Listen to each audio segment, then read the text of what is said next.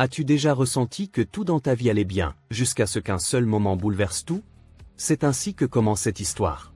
Une jeune fille qui pensait avoir un foyer, une famille et tout sous contrôle, mais en un clin d'œil, son monde s'effondre. Une décision, une phrase qu'elle n'aurait jamais dû entendre, et sa vie ne sera plus jamais la même. Mais ce qui est intéressant ici, ce n'est pas seulement ce qu'elle a perdu, mais comment elle a réussi à se reconstruire au milieu de tant de pertes. T'est-il déjà arrivé quelque chose de semblable? C'est une histoire pleine de surprises, d'émotions et de moments qui te feront réfléchir. Alors, ne pars pas, car ce que tu es sur le point d'entendre pourrait changer ta manière de voir ta propre vie. Et avant que nous continuions, j'aimerais te demander quelque chose. Si tu aimes les histoires vraies, profondes et riches en leçons, abonne-toi dès maintenant à la chaîne et active la cloche. Je te promets que ce ne sera pas la dernière fois que tu trouveras ici quelque chose qui t'inspire. Maintenant, accompagne-moi dans ce voyage. Le souvenir est encore vif dans ma mémoire. C'était un après-midi de printemps ordinaire, le soleil pénétrait doucement à travers les rideaux légers du salon. J'avais 9 ans, pleine de rêves et d'une innocence enfantine. La vie semblait alors aussi simple qu'un dessin coloré fait avec des crayons de cire. Mais ce jour-là, tout a changé. Ma mère, Juliette, était assise en face de moi à la table. Son visage portait une expression étrange, comme si elle essayait de cacher ses émotions, mais ses yeux trahissaient tout. Ils révélaient des pensées qu'elle n'arrivait pas à exprimer. À côté d'elle, il y avait David, mon père. Ses mains étaient étroitement croisées, et son regard restait fixé sur la surface de la table. « Lise, ma chérie, commença doucement maman, avec un ton que je ne lui avais jamais entendu auparavant. Elle s'arrêta un instant, inspira profondément, comme si elle avait besoin de rassembler du courage pour la conversation qui allait suivre. Nous avons quelque chose d'important à te dire. En entendant ces mots, mon estomac se noua. Quelque chose n'allait pas. Je sentais que tout mon monde allait bientôt être bouleversé. Tu sais que nous t'aimons beaucoup, n'est-ce pas? Continua-t-elle en scrutant mon visage. J'hochai la tête, mais je ne répondis pas. Je ne pouvais pas. Je sentais qu'elle allait dire quelque chose de douloureux. Tu vas devoir partir pendant un certain temps, dit finalement papa, mais ces mots sonnaient comme s'ils venaient d'un étranger. Tu vas habiter chez ta grand-mère pendant que les choses se stabilisent. Je l'ai regardée, confuse. Mais pourquoi? Pourquoi je ne peux pas rester ici avec vous? Demandai-je, ma voix tremblante et plus aiguë que je ne l'aurais voulu. Maman se leva de la table, vint s'agenouiller devant moi pour pouvoir me regarder dans les yeux. Elle repoussa une mèche de mes cheveux, mais son geste semblait mécanique, dépourvu de la tendresse habituelle. Tu sais, parfois, les gens ont besoin de temps, dit-elle lentement, comme si elle pesait soigneusement chaque mot. Moi aussi, j'ai besoin de temps pour arranger les choses. Ce n'est pas ta faute, ma chérie. C'est simplement ce qu'il y a de mieux pour tout le monde en ce moment. Ces mots résonnaient douloureusement en moi. Je ne comprenais pas. Pourquoi voulait-il m'éloigner d'eux? Que s'était-il passé qu'il ne me disait pas? Le lendemain matin, le moment des adieux arriva. Ma grand-mère, Evelyne, arriva dans notre allée au volant d'une vieille voiture bleue. Mes affaires étaient déjà prêtes, maman avait soigneusement emballé mes livres préférés, mes vêtements et un ours en peluche que papa m'avait offert pour mon dernier anniversaire. Grand-mère Evelyne n'était pas très bavarde. Pendant tout le trajet, elle resta presque silencieuse, ne faisant que quelques remarques sur le temps ou le trafic. Ses mains tenaient fermement le volant, ses doigts devenant blancs à force de serrer. Je regardais par la fenêtre, essayant de comprendre pourquoi tout cela se produisait. La maison de grand-mère était bien différente de celle que j'appelais mon chez-moi. C'était une petite maison à 2 étages, remplie de souvenirs anciens et de meubles d'époque. Dans l'air flottait un léger parfum de lavande mêlé à celui du pain frais qui venait de sortir du four. « Voici ta chambre, Lise, dit grand-mère en montrant une pièce petite mais accueillante. Sur le lit se trouvait une couverture brodée, et des étagères pleines de livres tapissaient les murs. J'espère que tu t'y sentiras bien. J'hochai la tête, mais une boule dans ma gorge m'empêchait de parler. Mon chez-moi me manquait, maman et papa me manquaient, et ce sentiment de sécurité qu'ils représentaient me manquait. Les premières semaines passèrent lentement. Maman appelait parfois, mais nos conversations étaient courtes et superficielles. Elle répétait toujours les mêmes choses. « Tiens bon, ma chérie. Tu reviendras bientôt. » Et je répondais toujours la même chose. « Tu me manques, maman. » Mais au fond de moi, je sentais de plus en plus que quelque chose n'allait pas. Grand-mère Evelyne faisait tout son possible pour que je me sente chez moi. Elle préparait de bons petits plats, m'aidait avec mes devoirs et, le soir, elle me racontait des histoires sur papa lorsqu'il était enfant. Ces soirées étaient les moments les plus joyeux de mes journées. Tu savais que ton père avait toujours peur de grimper aux arbres quand il était petit? Me raconta-t-elle un soir en riant. Mais un jour, il est tombé, et après ça, il n'a plus jamais eu peur d'essayer à nouveau. Ces histoires me faisaient sourire, mais elles ne comblaient pas le vide que je ressentais. Je voulais être chez moi, avec maman.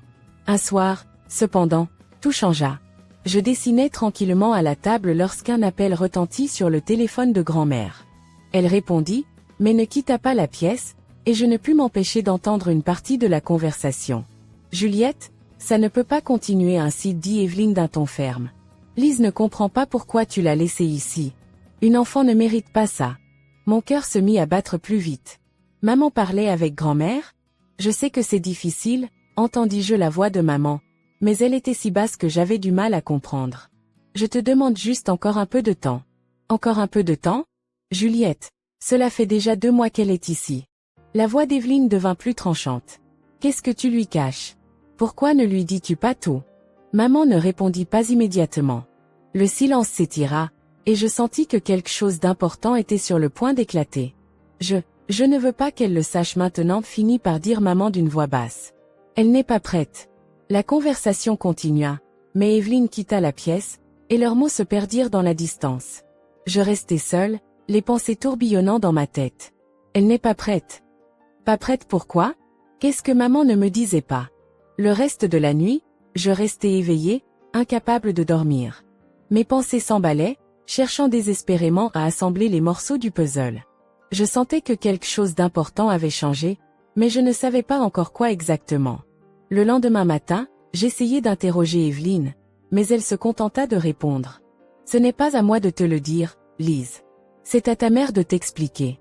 Cette réponse ne me satisfaisait pas, mais je savais qu'insister ne servirait à rien. Tout ce que je pouvais faire, c'était espérer que maman me dirait bientôt la vérité, quelle qu'elle soit. Les semaines suivantes passèrent lentement, mais avec une douleur persistante. Au fil du temps, je sentais de plus en plus que le monde que j'avais toujours connu se transformait en quelque chose d'étranger. Les appels de maman devinrent plus rares et, lorsqu'elle appelait, nos conversations semblaient vides, comme si elle me parlait par obligation et non par amour. « Comment tu vas, ma chérie ?» demanda-t-elle un jour. « Bien, répondis-je brièvement, bien qu'une boule me serre la gorge. « Quand viens-tu me chercher ?» Un long silence suivit à l'autre bout du fil, puis maman répondit presque en chuchotant. « Bientôt, Lise. Je te demande juste un peu de patience. » Cette réponse était devenue une rengaine, mais à chaque fois, je me sentais un peu plus vide. Le mot « bientôt », entendu tant de fois, avait perdu tout son sens. Grand-mère Evelyne faisait tout son possible pour me distraire. Chaque matin, elle me préparait un délicieux petit déjeuner et, l'après-midi, nous sortions dans le jardin, où elle me montrait comment tailler les rosiers. « Tu sais, ces fleurs sont comme les gens » me dit-elle un jour en coupant délicatement une branche sèche. Parfois, il faut prendre des décisions douloureuses pour qu'elles poussent plus fortes. Je ne savais pas si ces mots m'étaient destinés ou s'ils étaient dits par hasard, mais ils restèrent gravés en moi. Maman avait-elle aussi pris une décision douloureuse? Et si c'était le cas, pourquoi avais-je l'impression d'en être la victime? Un après-midi, alors qu'Evelyne était partie chez une voisine chercher des œufs frais, je restais seule à la maison. Assise dans ma chambre, je me souvins que maman gardait toujours un vieil album photo dans le buffet du salon. J'éprouvais le besoin de revoir nos anciennes photos de famille. Peut-être qu'elle m'aiderait à me rappeler à quoi ressemblait notre vie avant que tout ne s'effondre. Je descendis au salon et ouvris le tiroir du buffet. En fouillant parmi les vieux papiers et les lettres, je tombai sur une enveloppe épaisse. Ma première pensée fut qu'il s'agissait d'une ancienne facture ou d'un document administratif. Mais en y regardant de plus près, je vis l'écriture de maman dessus. Pour Evelyne seulement si nécessaire. Mon cœur se mit à battre plus vite. Qu'est-ce que cela pouvait être? J'hésitai un moment, mais je ne pus résister à la curiosité. J'ouvris délicatement l'enveloppe et en sortis une lettre. Evelyne, je sais qu'il te sera difficile de comprendre ce que je vais écrire, mais je t'en prie, ne me juge pas. Tout ce que je fais, c'est pour Lise. Les choses sont plus compliquées qu'elles n'en ont l'air, et je n'ai pas d'autre choix. S'il te plaît, prends soin d'elle jusqu'à ce que je trouve une solution. Juliette. La lettre était courte, mais chaque mot brûlait ma peau comme si j'étais en feu. Plus compliquées qu'elles n'en ont l'air. Que voulait-elle dire par là? Pourquoi maman serait-elle incapable de s'occuper de moi? Et quelle était cette solution qu'elle cherchait? Quand grand-mère Evelyne revint, elle remarqua immédiatement que quelque chose n'allait pas. « Tout va bien, Liz ?» demanda-t-elle en posant le panier sur le plan de travail de la cuisine. Je hochai la tête, mais je suis sûre qu'elle vit que je ne disais pas la vérité. Ce soir-là, pendant le dîner, j'essayai de lui parler. « Grand-mère, sais-tu pourquoi maman m'a envoyé ici ?» demandai-je doucement, les yeux baissés vers mon assiette. Evelyne s'arrêta un instant, posa sa fourchette et plongea son regard dans le mien. « Liz, ta mère est dans une situation compliquée. Je ne peux pas tout te dire, car ce n'est pas mon histoire. Mais une chose est sûre, elle t'aime. » Ces mots ne suffisaient pas. Je voulais en savoir plus, mais Evelyne ne dit rien de plus. Après le dîner, je me retirai silencieusement dans ma chambre, où je passais des heures à me retourner dans mon lit. Un soir, quelques semaines plus tard, maman appela à nouveau. Mais cette fois, ce n'était pas une conversation habituelle. Sa voix était étrangement excitée, bien qu'il manquât quelque chose. « Liz, ma chérie, j'ai une bonne nouvelle, commença-t-elle, essayant de sonner joyeuse. Tu vas bientôt rentrer à la maison. » Mon cœur bondit. « Vraiment ? Quand ? » demandai-je, pleine d'espoir. « Dans quelques semaines. J'ai tout arrangé. Prépare-toi, il y aura des changements. »« Quels changements ? » demandai-je, méfiante. « Tu verras quand tu reviendras, répondit-elle rapidement, comme si elle voulait éviter la question. Cette réponse ne me satisfaisait pas, mais pour la première fois, il semblait y avoir un véritable plan. Je passai les jours suivants dans une étrange attente, mêlant excitation et inquiétude. Quand le jour arriva enfin où maman vint me chercher, je ne savais pas quoi ressentir. Grand-mère Evelyne se tenait à côté de moi devant la porte, alors qu'une voiture s'avançait dans l'allée. Un homme que je ne connaissais pas était assis au volant, mais il ne descendit pas. Maman, cependant, sortit de la voiture en trombe et me serra immédiatement dans ses bras. Son étreinte était chaleureuse, mais quelque chose semblait étrange. Ses yeux brillaient et un sourire éclairait son visage, mais tout cela paraissait forcé. « Liz, ma chérie, je suis si heureuse de pouvoir enfin te ramener à la maison, » dit-elle avec enthousiasme. Mais quand je plongeai mon regard dans le sien, je ne retrouvais pas cet amour pur et inconditionnel que je ressentais dans mon enfance. Quelque chose avait changé. « Qui est cet homme ?» demandai-je doucement en désignant la voiture du menton. Le visage de maman s'illumina, comme si elle partageait un secret longtemps gardé. « C'est Balin, mon nouveau compagnon, répondit-elle. Et désormais, nous allons former une famille. » Ces mots tombèrent sur moi comme une chape de plomb. Une famille ? Qu'est-ce que cela signifiait ? Où étais-je censé trouver ma place dans cette nouvelle équation ? Grand-mère Evelyne resta silencieuse, ses yeux suivant chacun de mes mouvements tandis que je montais dans la voiture. Elle ne dit rien, mais son expression en disait long. Elle aussi doutait que ce soit ce qu'il y avait de mieux pour moi. Alors que la voiture s'éloignait, maman parlait avec enthousiasme de la nouvelle maison, des 2 filles de Balin, et de la belle vie qui nous attendait tous ensemble. Mais moi, je regardais simplement par la fenêtre, essayant de contenir ma confusion et la douleur qui pesait lourdement sur mon cœur. La maison devant laquelle nous nous sommes arrêtés n'avait rien à voir avec ce que j'appelais un foyer. Rien n'y était familier ni accueillant. La peinture des murs s'écaillait, et la cour était envahie par les mauvaises herbes. Pourtant, la maison semblait animée, 2 filles étaient assises sur les marches, visiblement en train de nous attendre. Toutes 2 portaient des robes roses, leurs cheveux étaient soigneusement tressés, et elles me regardaient comme si elles savaient déjà tout de moi. « Les filles, voici Liz !» s'exclama maman joyeusement en ouvrant la portière de la voiture. Les 2 filles se levèrent et me fixèrent droit dans les yeux. L'aînée, Anna, me dévisagea de la tête aux pieds avant qu'un sourire moqueur n'apparaisse sur son visage. « Nous savons qui tu es, dit-elle d'une voix mielleuse, mais son regard était glacial. « Papa nous a tout raconté sur toi. »« Oui, » tout ajouta la plus jeune, Léa, d'un ton plus perçant. « Mais sache que c'est notre père, et que ta mère sera désormais la nôtre. » Leurs paroles furent comme une douche froide. Maman souriait, comme si elle n'avait pas remarqué l'accueil glacial des filles. « Soyez gentilles les unes avec les autres, les enfants, » dit-elle en caressant la tête d'Anna. « Nous allons devenir une grande et heureuse famille. » Mais à cet instant, je savais déjà que ce ne serait pas le cas. Les premières semaines dans la nouvelle maison furent étranges et inconfortables. Anna et Léa saisissaient toutes les occasions pour me faire sentir que j'étais une étrangère. À table, elles s'arrangeaient toujours pour se placer entre maman et moi. Quand je posais une question ou essayais de parler, elles m'ignoraient, comme si je n'existais pas. Un soir, pendant le dîner, maman fit une annonce excitée. « Liz, imagine, Balin et moi nous sommes fiancés. Dit-elle en rayonnant de bonheur.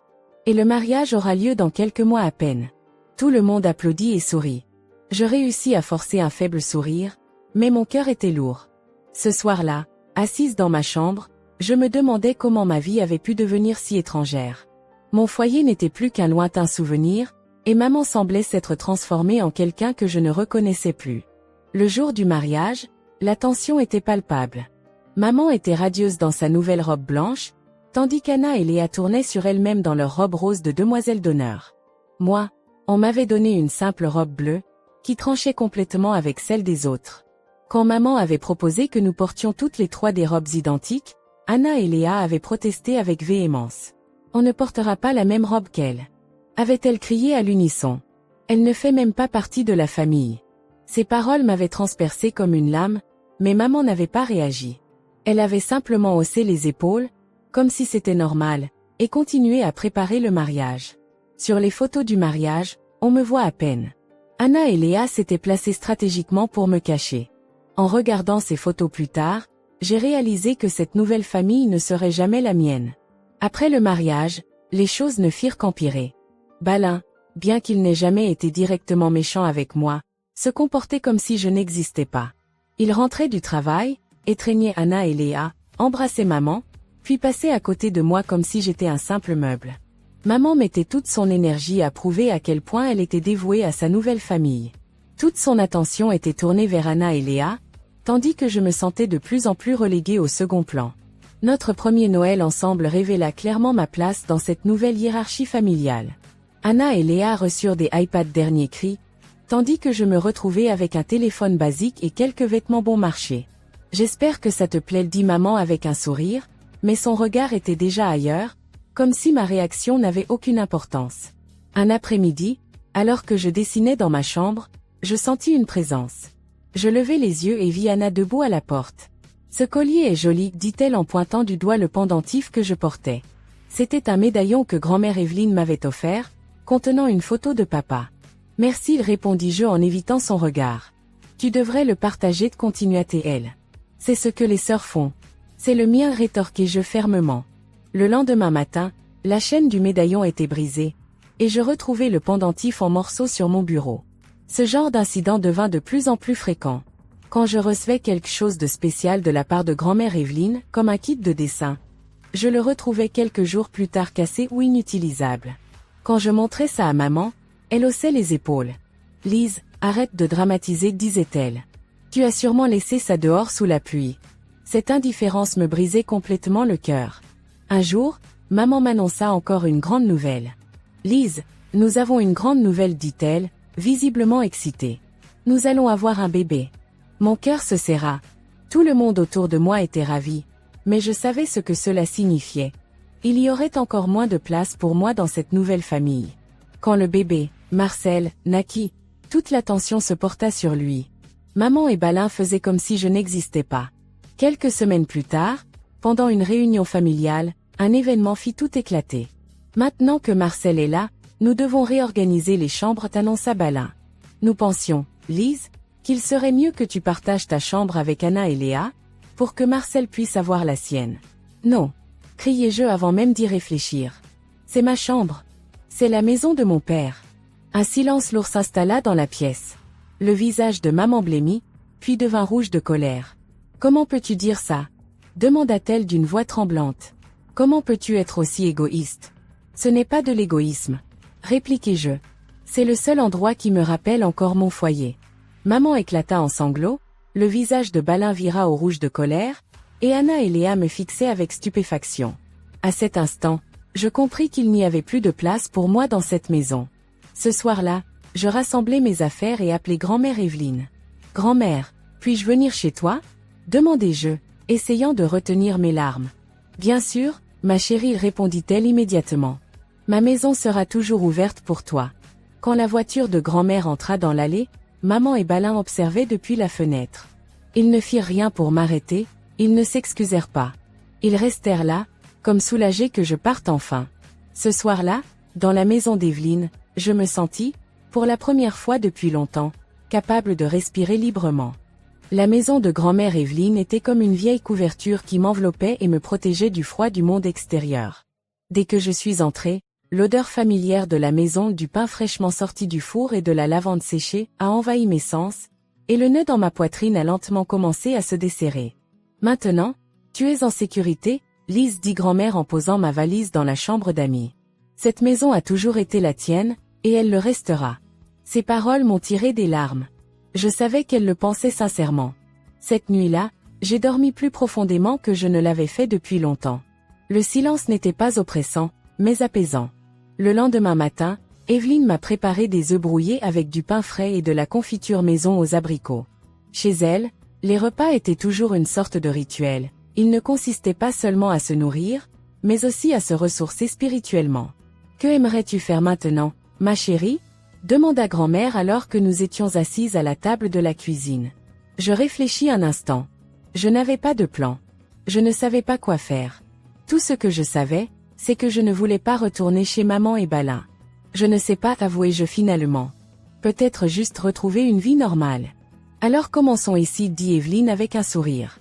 Ensemble, nous reconstruirons tout ce que tu as perdu. Les semaines suivantes ont lentement mais sûrement transformé ma vie. Evelyne trouvait toujours quelque chose pour m'occuper, du jardinage, de la cuisine, ou même repeindre une vieille armoire. Ces activités simples m'aidaient à retrouver un certain équilibre. Cependant, retourner à l'école ne fut pas facile. Anna et Léa allaient à la même école, et bien que j'essayasse de les éviter, ce n'était pas toujours possible. Dans les couloirs, quand elles passaient près de moi, je sentais leurs regards et j'entendais leurs murmures. « Regarde, voilà la petite orpheline Lise », lança un jour Anna d'un ton moqueur alors que je passais devant elle. Je ne répondis pas. Cela n'en valait pas la peine.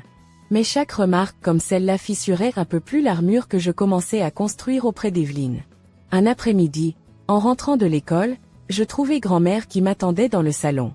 Son visage était empreint d'un sérieux inhabituel, ce qui m'inquiéta immédiatement. « Lise, nous devons parler », dit-elle en me faisant asseoir sur le canapé. « Que se passe-t-il » demandai-je prudemment. « J'ai parlé à ta mère », commença-t-elle, et je vis qu'elle cherchait les bons mots.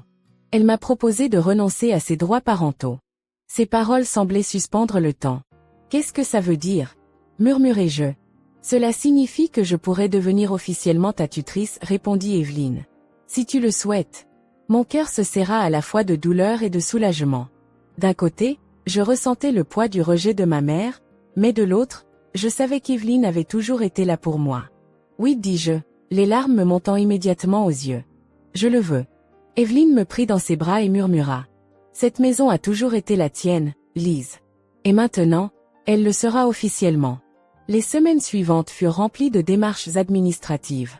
Pendant ce temps, je n'ai pas vu maman, et je n'ai pas cherché à entrer en contact avec elle. Je ne savais pas quoi lui dire. Que peut-on dire à quelqu'un qui renonce officiellement à vous? Un après-midi, cependant, Evelyne m'annonça que nous devions aller chez maman pour récupérer mes affaires restantes. Sur le chemin, je restais silencieuse, tandis qu'Evelyne essayait de m'encourager avec des paroles réconfortantes. Quand nous sommes arrivés, la maison était silencieuse. La voiture de Balin n'était pas dans l'allée, et les rideaux étaient tirés. En entrant, je remarquai immédiatement que toutes mes affaires avaient été soigneusement empaquetées dans des cartons entreposés dans le garage. « Finissons vite », dit Evelyne en commençant à charger les cartons dans la voiture. En regardant autour de moi, je vis que ma vieille chambre avait été complètement transformée. Les murs étaient peints en bleu et remplis de jouets pour bébé. Ce n'était plus ma chambre. Quand nous avons chargé le dernier carton et qu'Evelyne a refermé le coffre, maman est apparue à la porte. « Lise », commença-t-elle, mais elle ne termina pas sa phrase. Je m'arrêtai et la regardai. Son visage exprimait du regret, mais je ne savais plus si je pouvais la croire. « Prends soin de toi », dis-je finalement, avant de monter dans la voiture sans me retourner. Ma vie dans la maison d'Evelyne retrouva lentement un semblant de normalité. L'école ne semblait plus aussi écrasante qu'avant, et avec le soutien de grand-mère, je commençais à me faire de nouveaux amis. Mais les ombres du passé ne disparurent pas complètement. Un soir, alors qu'Evelyne préparait le dîner, j'étais assise à table, essayant de me concentrer sur mes devoirs.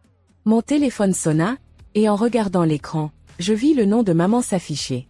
Je restai un moment figé, puis je finis par répondre. « Bonjour, Lise », dit la voix de maman à l'autre bout du fil. « Bonjour », répondis-je froidement. Je voulais juste savoir comment tu vas, dit-elle. Bien, répondis-je brièvement. Un long silence suivit, puis maman parla à nouveau. Tu me manques. Ces mots me surprirent, mais je ne savais pas quoi répondre. Comment peut-on manquer à quelqu'un qui a officiellement renoncé à vous? Prends soin de toi, dis-je finalement, avant de raccrocher. Avec Evelyne à mes côtés, je devenais de plus en plus forte.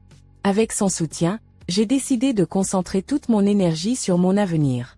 Je me suis mise à travailler dur à l'école, et, encouragée par grand-mère, je me suis même inscrite à un concours de dessin où j'ai remporté la 2e place. Ces petites victoires m'aidaient à croire que je pouvais avancer, que ma vie ne devait pas être définie uniquement par des souvenirs douloureux. À la fin de l'année, une lettre officielle arriva. Evelyne était devenue ma tutrice légale. La maison, qui avait toujours été mon refuge, était désormais officiellement la mienne. Ce soir-là, Evelyne prépara un gâteau et dit « Ce n'est pas seulement ma victoire, Lise, c'est aussi la tienne. C'est un nouveau départ. » Et pour la première fois, j'ai senti que je pouvais vraiment envisager de commencer une nouvelle vie. La vie dans la maison d'Evelyne commençait à redevenir normale, ou du moins, c'est ce qu'il me semblait. Chaque matin, nous prenions le petit déjeuner ensemble, parlant de nos journées respectives, et chaque soir, nous regardions d'anciens films en noir et blanc à la télévision, des classiques qu'Evelyne adorait. Mon cœur commençait lentement à guérir, et chaque jour, je me sentais un peu plus forte. Mais les ombres du passé refusaient de me laisser tranquille. Le nom de ma mère murmurait encore dans mes pensées, et chaque fois que mon téléphone sonnait, mon cœur s'arrêtait une seconde, craignant que ce soit encore elle. Même si Evelyne était maintenant officiellement ma tutrice, je n'arrivais pas à clore complètement notre relation. Une partie de moi continuait à chercher des réponses. Un après-midi, pendant qu'Evelyne faisait des biscuits dans la cuisine, j'ouvris un vieil album photo que j'avais trouvé au fond d'une armoire, rempli de souvenirs de mon père et de ma mère. Les photos débordaient de moments heureux, le sourire de mon père, le rire de ma mère, et la maison qu'ils avaient construite ensemble. Une photo en particulier attira mon attention. Elle avait été prise pendant de vieilles vacances. Mon père était assis sous un arbre, me tenant dans ses bras, tandis que ma mère se tenait à côté de lui, riant joyeusement. Sur cette image, tout semblait parfait, comme si je pouvais jeter un coup d'œil dans un monde qui avait depuis longtemps disparu. « Ton père comptait beaucoup pour toi, n'est-ce pas ?» murmura Evelyne, qui s'était approchée silencieusement derrière moi. Je levai les yeux vers elle et acquiesçai. Oui. Il était celui qui me donnait toujours un sentiment de sécurité. Et maintenant, j'ai l'impression que tout ce qu'il m'a donné commence à s'effacer. Evelyne s'assit à côté de moi et resta un moment silencieuse, regardant la photo. Tu sais, Lise, ton père était bien plus que ce que tu voyais à l'époque.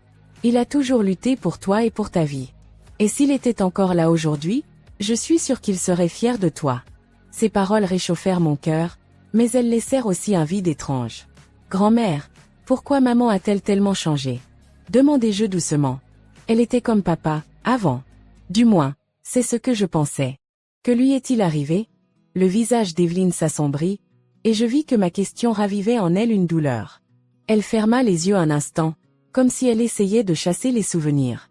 Lise, parfois, les gens changent. Les pertes, la douleur et les peurs les poussent à prendre des décisions auxquelles ils n'auraient jamais pensé. Ta mère a pris l'une de ces décisions. Mais pourquoi m'a-t-elle abandonnée? Interrompis-je, ma voix se faisant involontairement plus forte. Pourquoi a-t-elle décidé que d'autres étaient plus importants que moi? Evelyne soupira profondément. Seule elle peut répondre à cette question. Tout ce que je peux te dire, c'est que ce n'a jamais été simple pour elle. Ce soir-là, après qu'Evelyne soit partie se coucher, je restai longtemps assise sur mon lit, réfléchissant à ma vie. Quelque chose en moi me disait qu'il fallait que je comprenne ce qui s'était passé avant de pouvoir avancer. Je pris mon téléphone et regardai à nouveau le numéro de ma mère. Ma main tremblait en appuyant sur le bouton d'appel. Au bout du fil, il y eut un long silence avant que la voix de ma mère ne résonne. « Lise ?» demanda-t-elle d'un ton incertain. « Bonjour, maman, dis-je en essayant de paraître rassurée.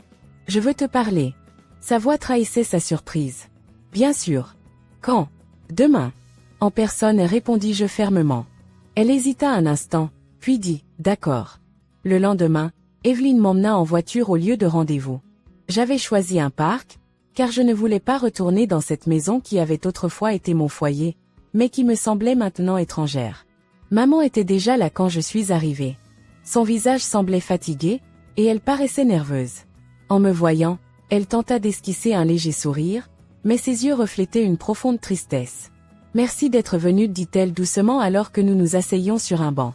Je veux des réponses, maman, commençai-je. J'ai besoin de comprendre pourquoi tout cela est arrivé. Maman soupira profondément et regarda au loin pendant un moment. Lise, ce n'est pas facile d'en parler, dit-elle enfin. Je sais que j'ai fait des erreurs. Je sais que je t'ai abandonnée et que cela t'a fait souffrir. Mais crois-moi, je n'ai jamais voulu que les choses se passent ainsi. Alors pourquoi l'as-tu fait? Demandai-je. Pourquoi as-tu choisi les autres plutôt que moi? Je ne t'ai pas abandonnée, répondit-elle doucement. J'étais juste, perdue. Quand ton père est mort, tout s'est effondré. Je ne savais pas comment être forte. Et quand j'ai rencontré Balin, j'ai cru qu'il serait la solution à tous mes problèmes. Et moi? Demandai-je, ma voix tremblant d'émotion. Je n'étais pas assez importante pour que tu prennes soin de moi? Les yeux de maman s'emplirent de larmes. Tu étais la chose la plus importante dans ma vie, Lise. Mais c'était comme si tout ce que je faisais ne faisait qu'empirer les choses. Je ne voulais pas que tu me voies me briser. Ces paroles me blessèrent, mais en même temps, j'y percevais une sincérité. Il est trop tard maintenant, maman, dis-je doucement. C'est avec Evelyne que j'ai pu me retrouver. C'est elle qui m'a offert un foyer. Maman hocha la tête, et ses larmes coulèrent sur ses joues. Je le sais. Et je lui en suis reconnaissante. Je veux juste que tu saches que je t'aimerai toujours, même si je n'ai pas su t'aimer comme je le devais. Après cette rencontre, je ressentis comme un poids énorme qui se détachait de mes épaules. Affronter ma mère n'avait pas été facile, mais j'en avais besoin pour avancer. De retour chez Evelyne, je me dirigeai directement vers la cuisine, où elle préparait du thé. « Tout va bien, Lise ?» demanda-t-elle avec inquiétude. « Oui » répondis-je en m'asseyant à la table. « Je crois que je peux enfin avancer. » Evelyne sourit et posa une tasse de thé devant moi. « Alors il est temps de te concentrer sur ton avenir. » J'acquiesçai, et pour la première fois, je sentis que cet avenir m'appartenait réellement. La vie dans la maison de grand-mère Evelyne revenait doucement mais sûrement à une routine paisible. Mes journées étaient rythmées par l'école, les études et les moments que je partageais avec Evelyne. Les rituels simples du matin, le jardinage et nos longues discussions m'apportaient une sécurité que je n'avais pas ressentie depuis longtemps. Pourtant, au fond de moi, quelque chose me tracassait. Une petite voix intérieure me soufflait que je n'avais pas encore trouvé ma place, qu'il y avait encore des choses à comprendre sur moi-même et sur ma vie. À l'école, après des mois difficiles, j'avais enfin commencé à m'intégrer. Mes camarades de classe me considéraient comme l'une des leurs, et quelques amitiés avaient même commencé à se former. Mais Anna et Léa, les filles de Balin, continuaient à essayer de rendre ma vie compliquée.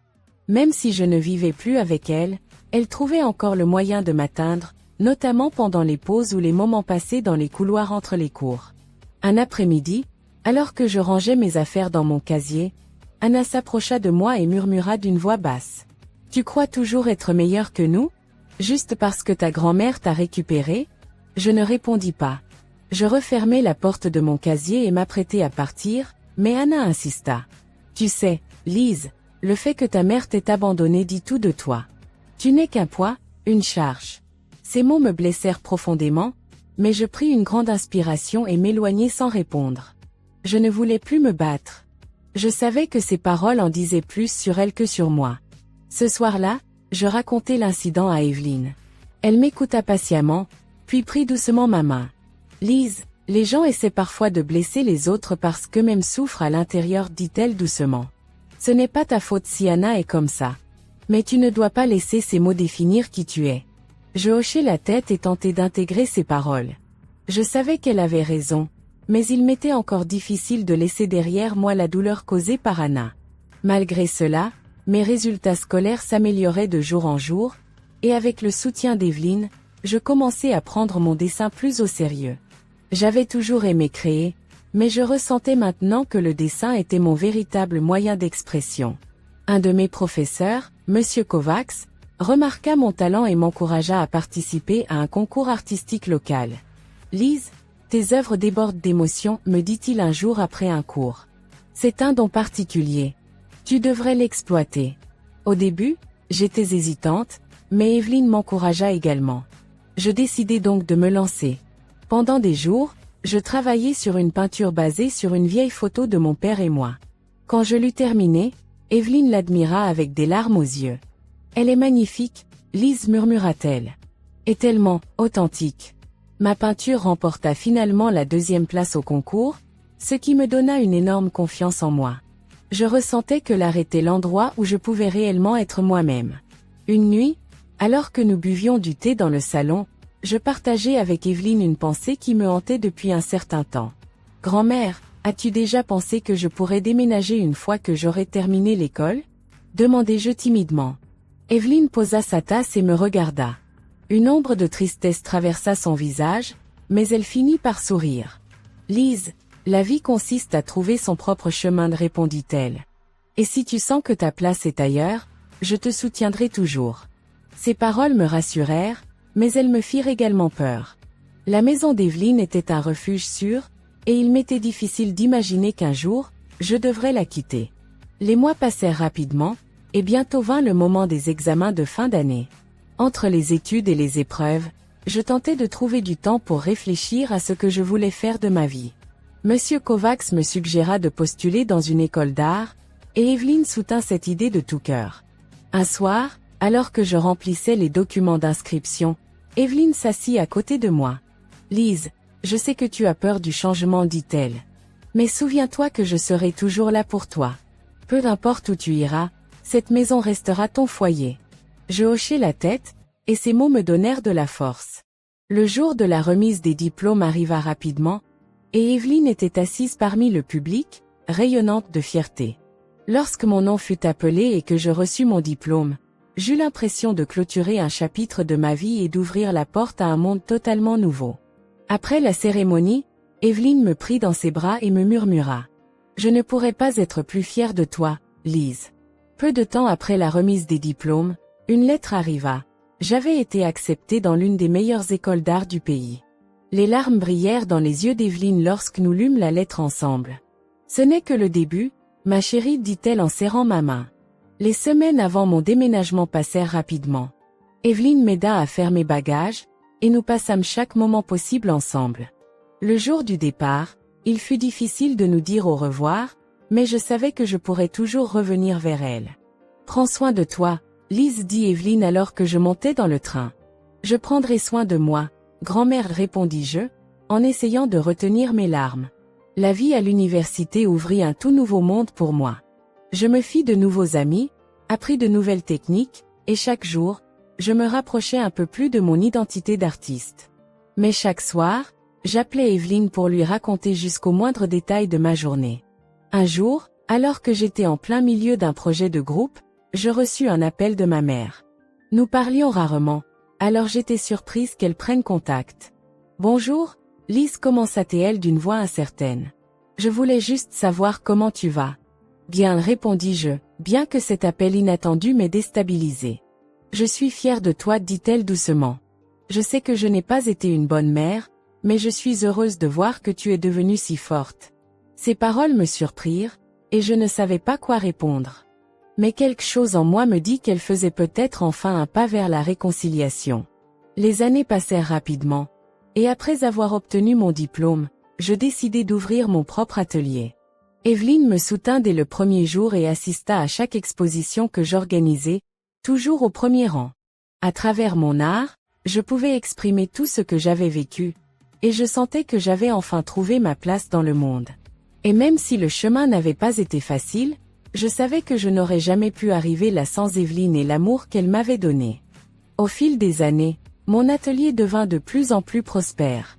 Ma première exposition fut suivie d'une deuxième, puis d'une troisième, et bientôt, mon nom se fit connaître non seulement dans ma ville, mais dans tout le pays. Chaque exposition était une étape supplémentaire dans ma quête pour trouver ma place dans le monde et exprimer tout ce que j'avais vécu. Cependant, malgré mes succès, les ombres du passé continuaient de planer au-dessus de moi. Bien que grand-mère Evelyne soit toujours restée à mes côtés et ait joué le rôle d'une seconde mère, le souvenir de ma propre mère ne s'effaça jamais complètement. Nos conversations étaient rares et brèves, et il restait toujours entre nous un mur invisible que ni l'une ni l'autre ne parvenait à briser. Un soir, alors que je travaillais dans mon atelier sur une nouvelle peinture, Evelyne m'appela. Sa voix semblait un peu fatiguée, mais elle conservait cette chaleur qui m'avait toujours rassurée. « Lise, Il y a quelque chose dont nous devons parler, dit-elle doucement. Que se passe-t-il, grand-mère? Demandai-je, inquiète, en posant mon pinceau. Ta mère m'a contacté, dit-elle après un moment de silence. Elle aimerait te voir. Mon souffle se coupa un instant. Des années s'étaient écoulées depuis notre dernière rencontre en personne, et bien que nous ayons échangé quelques appels téléphoniques de temps en temps, nous n'avions jamais abordé le passé. Pourquoi? Demandai-je, en essayant de garder mon calme. Elle a dit qu'il y avait quelque chose d'important qu'elle devait te dire, répondit Evelyne. Je pense qu'il est peut-être temps que tu l'écoutes. Je restai longtemps silencieuse, perdue dans mes pensées. Une partie de moi était en colère que ma mère cherche soudainement à renouer après tant de temps, mais au fond de moi, je sentais qu'il était peut-être temps de fermer ce chapitre de ma vie. D'accord, dis-je finalement. Je vais la rencontrer. Nous convînmes de nous retrouver dans un café tranquille en périphérie de la ville. En entrant, je sentis mon cœur s'accélérer et mes mains devenir moites. Ma mère était déjà assise à une table dans un coin, et dès qu'elle me vit, elle se leva pour m'accueillir. « Bonjour, Lise, dit-elle timidement, en croisant nerveusement les mains. « Bonjour, répondis-je d'un ton neutre, avant de m'asseoir en face d'elle. Nous restâmes un moment en silence, seuls les bruits feutrés du café remplissaient l'espace entre nous. « Merci d'être venue, dit-elle finalement. Je sais que je n'ai pas été une bonne mère et que je t'ai causé beaucoup de douleur. » Je ne répondis pas immédiatement. Je voyais dans son regard du regret, mais il m'était encore difficile de croire qu'elle avait réellement changé. « Pourquoi as-tu voulu me voir ?» demandai-je enfin. Ma mère poussa un profond soupir et commença à jouer avec le bord de la tasse posée devant elle. « Je t'ai demandé de venir parce qu'il y a quelque chose que je ne t'ai jamais dit, commença-t-elle. Quelque chose qui pourrait peut-être t'aider à comprendre pourquoi j'ai pris les décisions que j'ai prises. » Je serrai les lèvres et attendis qu'elle continue. « Quand ton père est mort, ce n'était pas seulement le poids du deuil qui pesait sur moi, poursuivit-elle. Nous étions également écrasés par des dettes dont tu n'avais aucune idée. Ton père avait tout fait pour assurer notre avenir, mais il nous avait laissé plus de fardeau que je ne pouvais emporter. » Ces paroles me surprirent. Je n'avais jamais su que mon père avait eu des problèmes financiers, et soudain, tout ce que je croyais savoir fut remis en question. « Pourquoi ne m'as-tu jamais parlé de cela avant ?» demandai-je d'un ton sec. « Parce que j'avais honte, répondit-elle. Je ne voulais pas que tu ressentes ce poids. Et quand j'ai rencontré Balin, j'ai cru qu'il pourrait être la solution. J'ai pensé que commencer une nouvelle vie arrangerait tout. Mais au final, je n'ai fait qu'enchaîner les erreurs. » Ces paroles étaient douloureusement honnêtes, et je sentis ma colère s'apaiser peu à peu. « Je sais que je ne pourrai jamais réparer ce que j'ai fait, dit-elle doucement. Mais je veux que tu saches que je t'ai toujours aimé, même si je n'ai pas su te le montrer. » Je la regardai, essayant de décider si je pouvais accepter ces paroles. Finalement, je pris une profonde inspiration et dis « Ce ne sera pas facile, maman. Mais peut-être que je peux accepter ce que tu viens de dire. Et peut-être qu'avec le temps, nous pourrons avancer. » Après cette rencontre, je rentrai chez Evelyne avec des sentiments mitigés. Elle m'attendait dans le salon, et dès que je franchis la porte, elle vit que quelque chose d'important s'était passé. « Comment ça s'est passé ?» demanda-t-elle doucement. « C'était difficile, répondis-je. Mais je crois que j'ai enfin compris pourquoi elle a fait ce qu'elle a fait. » Evelyne hocha la tête et me prit dans ses bras. « Je suis fière de toi d'avoir affronté cela. Cela demande beaucoup de courage. » Dans les mois qui suivirent, ma mère et moi commençâmes à reconstruire lentement notre relation. Nous n'étions pas soudainement devenus une famille parfaite, mais chaque petite conversation et chaque rencontre nous rapprochait un peu plus. Cependant, Evelyne resta celle que j'avais toujours considérée comme ma véritable mère. Sans son soutien, je n'aurais jamais été capable d'arriver là où j'étais. Un jour, alors que je travaillais dans mon atelier, Evelyne me rendit visite. Elle déposa une tasse de thé sur mon bureau et observa en silence la peinture sur laquelle je travaillais. « Lise, c'est magnifique, dit-elle doucement. J'ai toujours su que tu étais capable de grandes choses. »« Merci, grand-mère, répondis-je, sentant que ces mots me donnaient de la force. La vie n'était pas parfaite, mais j'avais appris à accepter que les douleurs du passé faisaient partie de ce que j'étais devenue. Et à chaque coup de pinceau, À chaque tableau que je créais, je sentais que je faisais un pas de plus vers la guérison. Mon chemin n'avait pas été facile, mais j'avais trouvé ma place. Et je savais qu'importe ce que l'avenir me réservait, il y aurait toujours quelqu'un pour croire en moi, que ce soit Evelyne ou moi-même. Alors que nous arrivons à la fin de cette histoire profondément émouvante, prenons un moment pour réfléchir ensemble aux leçons que nous pouvons en tirer. L'histoire de Lise, de sa grand-mère Evelyne et de sa mère Juliette, des noms que nous avons choisis pour cette version afin de la rendre unique, est bien plus qu'un simple récit familial.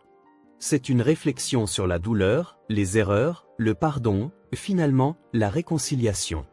Ce récit, bien qu'intime, peut trouver un écho en chacun de nous, car qui parmi nous n'a jamais ressenti l'abandon, l'incertitude ou le besoin profond de pardonner ou d'être pardonné. L'une des leçons les plus fortes de cette histoire est l'immense pouvoir du pardon. Lise, notre protagoniste, a traversé des épreuves déchirantes lorsqu'elle s'est sentie rejetée par sa propre mère, Juliette, qui semblait avoir choisi une nouvelle vie et une nouvelle famille à sa place. Mais au fil de l'histoire, nous comprenons que Juliette n'a jamais cessé d'aimer sa fille, même si elle a fait des erreurs qui ont causé des blessures profondes. Tout comme dans la vie réelle, le pardon dans cette histoire n'est pas facile, mais il est nécessaire. Le pardon ne signifie pas que tout redevient parfait instantanément, mais il ouvre la porte à une possibilité de recommencer, à une chance de guérir. Cette histoire nous rappelle également l'importance de ceux qui croient en nous et restent à nos côtés, peu importe les épreuves. La grand-mère Evelyne incarne cet amour inconditionnel, cette présence rassurante qui fait toute la différence. Elle a offert à Lise un refuge, un foyer et un soutien inébranlable, même dans les moments les plus sombres. Pensez grec, avez-vous une Evelyne dans votre vie? Ou peut-être pouvez-vous être une Evelyne pour quelqu'un d'autre? Cette histoire nous invite à devenir ces personnes qui apportent lumière et espoir aux autres, même lorsque tout semble perdu. Une autre vérité essentielle qui transparaît dans ce récit est que nous sommes tous, à un moment ou un autre, des êtres blessés. Juliette n'a pas fait de mauvais choix parce qu'elle était une mauvaise personne, mais parce qu'elle portait elle-même des blessures profondes qu'elle ne savait pas comment guérir. Cela nous enseigne l'importance de la compassion. Nous ne connaissons jamais pleinement les luttes intérieures des autres. Peut-être que cette compassion peut nous amener à regarder les autres et nous-mêmes avec un peu plus de douceur et de compréhension. Et maintenant, chers spectateurs, permettez-moi de vous inviter à une petite interaction.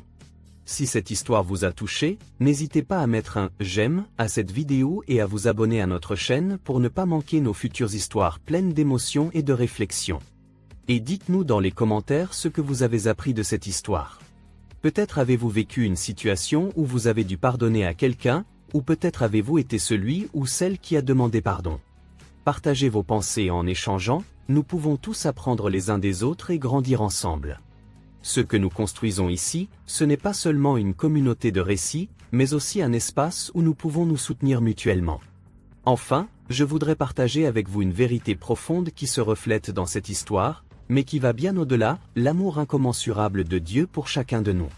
Dans l'évangile de Jean, au chapitre 3, verset 16, il est écrit « Car Dieu a tant aimé le monde qu'il a donné son Fils unique, afin que quiconque croit en lui ne périsse point, mais qu'il ait la vie éternelle. » Ce verset est au cœur de la foi chrétienne et témoigne de l'amour infini de Dieu, un amour qui transcende toutes nos erreurs, nos échecs et nos blessures. Tout comme Lise a fini par pardonner à sa mère et rétablir un lien avec elle, Dieu nous invite à nous réconcilier avec lui. Peu importe à quel point nous avons pu nous éloigner de lui, ou combien d'erreurs nous avons pu commettre, son amour reste constant, fidèle et inébranlable. À travers Jésus-Christ, Dieu a ouvert la voie pour que nous puissions revenir à lui, débarrassés de nos péchés, et trouver une paix et une joie durables. Jésus a donné sa vie sur la croix pour chacun de nous. Cet acte d'amour suprême est la preuve que, malgré nos imperfections, nous sommes précieux aux yeux de Dieu. Par son sacrifice, Jésus a effacé nos péchés et a offert à tous ceux qui croient en lui une nouvelle vie, une vie libérée du poids de la culpabilité et remplie d'espoir. Si vous sentez, en écoutant cette histoire, que vous portez des blessures, des regrets ou des fardeaux qui vous éloignent de Dieu, laissez-moi vous dire ceci, il vous attend, les bras ouverts. Vous n'avez pas besoin d'être parfait pour venir à lui. Il vous aime tel que vous êtes, avec vos imperfections et vos échecs. Aujourd'hui peut être le jour où vous prenez la décision d'accepter son amour et de remettre votre vie entre ses mains. Tout ce que vous avez à faire, c'est d'ouvrir votre cœur et de prier avec sincérité. Voici une prière que vous pouvez dire. Seigneur, merci de m'aimer tel que je suis. Merci d'avoir envoyé ton Fils Jésus pour mourir à ma place, pour pardonner mes péchés et me donner une nouvelle vie. Je reconnais que j'ai besoin de toi. Je te demande de pardonner mes fautes et de m'aider à suivre ton chemin. Je veux te connaître davantage et vivre dans ton amour. Amen. Si vous avez dit cette prière, sachez que Dieu vous accueille dans sa famille avec une joie immense. Vous êtes maintenant un enfant de Dieu, et rien ne peut vous séparer de son amour. Ce chemin ne sera pas toujours facile, mais vous n'êtes pas seul. Tout comme Evelyne était toujours là pour Lise, Dieu sera toujours là pour vous guider, vous réconforter et vous aimer. Si vous voulez en savoir plus sur ce que signifie suivre Jésus ou si vous avez des questions, n'hésitez pas à les poser dans les commentaires. Recherchez également des églises ou des groupes de croyants dans votre région qui peuvent vous accompagner dans ce nouveau chemin de foi. Souvenez-vous que la famille de Dieu est ouverte à tous, et qu'il y aura toujours quelqu'un pour vous accueillir avec amour. Merci d'avoir suivi cette histoire avec nous et d'avoir pris le temps de réfléchir à ses leçons et à son message. Nous espérons que vous repartirez avec une nouvelle perspective et une meilleure compréhension de l'amour incommensurable de Dieu pour vous. Si cette vidéo vous a inspiré, n'oubliez pas de la liker, de vous abonner à notre chaîne et de la partager avec vos amis et votre famille. Vous pourriez être la personne qui transmet ce message à quelqu'un qui en a besoin aujourd'hui. Que Dieu vous bénisse abondamment, et à très bientôt pour une nouvelle histoire remplie de vérité, d'espoir et d'amour.